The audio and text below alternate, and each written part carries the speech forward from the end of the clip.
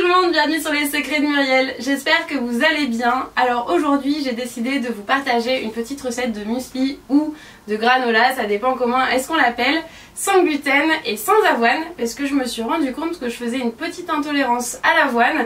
Donc j'ai essayé de chercher une autre recette bien consistante et délicieuse pour le petit déjeuner et j'ai trouvé quelque chose de pas mal, donc c'est parti, je vous la partage.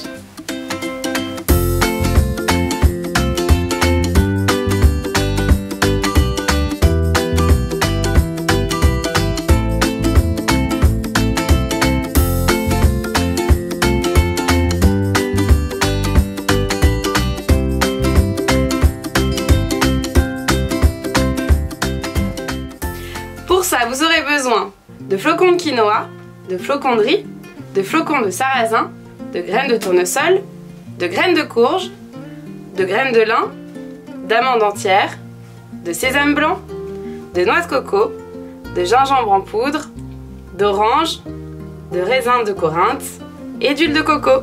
Alors on va commencer par l'assaisonnement. Donc là j'ai fait fondre mon huile de coco, donc elle est vraiment liquide. C'est une huile qui est dure à froid en fait et qui se liquéfie quand on la chauffe. Donc là il faut vraiment la chauffer pour qu'elle soit bien liquide et qu'elle enrobe toutes nos petites graines.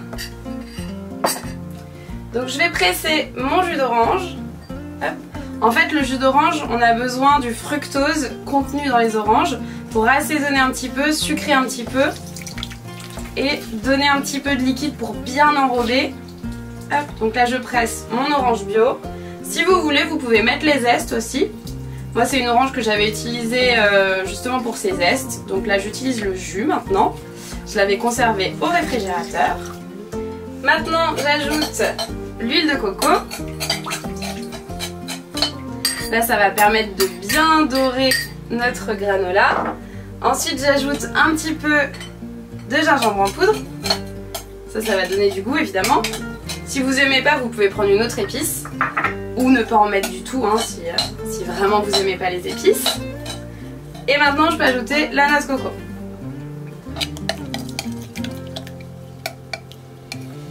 Et ensuite je peux ajouter tous les autres ingrédients, donc le quinoa soufflé, le sarrasin en flocons, le riz soufflé en flocons aussi, les graines de courge, très bonnes pour la santé, les graines de sarrasin, les bonnes petites graines de lin, les graines de tournesol et les amandes. Et maintenant on mélange bien pour tout enrober. Vous aurez remarqué qu'il y a une chose que j'ai pas mise encore, c'est les raisins, parce qu'en fait on les mettra après cuisson, sinon ils vont sécher et ils vont être super durs, ça va pas du tout être agréable. Donc là on mélange bien pour bien enrober.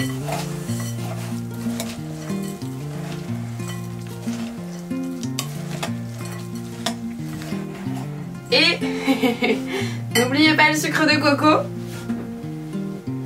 parce que je vous avoue qu'il est resté derrière sur mon étagère et que j'avais complètement oublié. Donc c'est quand même bien de sucrer un petit peu. L'avantage du sucre de coco c'est qu'il a un indice glycémique faible. Donc la plupart des diabétiques utilisent ce sucre pour sucrer justement. Et il y en a des plus ou moins puissants en goût, puisque évidemment ça n'a pas le goût du sucre neutre. Donc n'oubliez pas le sucre de coco qui ne sera pas dans la liste des ingrédients sur la vidéo, mais que je mettrai en barre d'infos évidemment.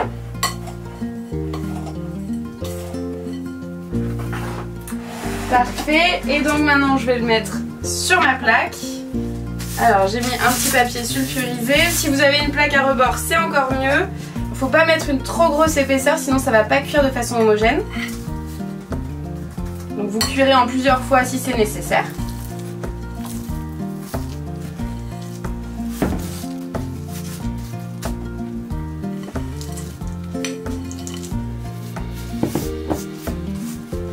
Voilà, donc pas plus épais que ça, pas plus épais qu'1 centimètre. Je le cuirai en 2 fois et donc là on va aller au four à 180 degrés et toutes les 5 minutes on va remuer.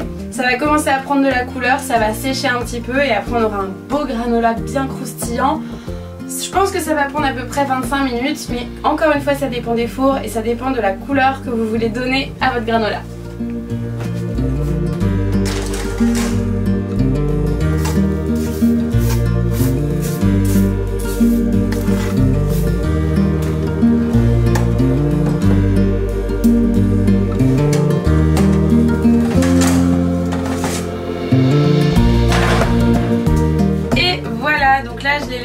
20 minutes. Il est bien doré, il est magnifique. On va le laisser un petit peu refroidir. Et quand c'est bien froid, on peut ajouter les raisins. Alors si vous n'aimez pas les raisins, vous pouvez aussi mettre des cranberries ou un autre fruit sec, enfin fruit séché plutôt. Vous remélangez. Et maintenant vous pouvez le conditionner dans un petit bocal bien fermé, bien hermétique pour que ça reste très croustillant. Et après ça se garde plusieurs semaines sans problème. Donc voilà.